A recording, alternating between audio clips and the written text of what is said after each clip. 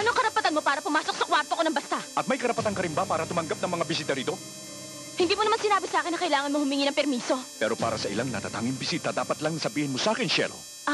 Alam ko na kung kanino nagmula. Si Lazaro ang nagsabi, tama ba? Oo, siya nga. Tama ba yun na isa ibang tao ko pa malalaman? Bakit hindi mo sinabing siya'y pupunta?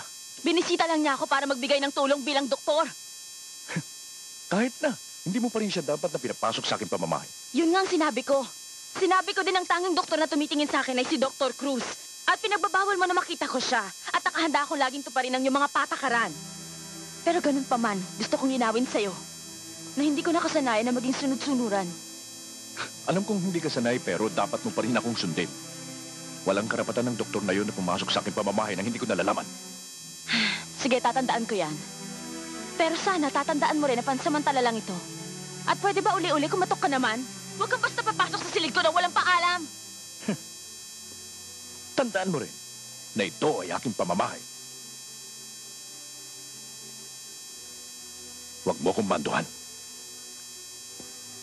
Azucena! Huwag kayo maingay. Ang asawa ko'y pwedeng tumanggap ng bisita, wag lamang kay Sergio Zambrano. Ayokong makita ang pagbumuka ng lalaking yun sa aking pamamahay. Naintindihan mo? Opo, senyor. Yun lang. Sige po. Magandang gabi. Sige, magandang gabi.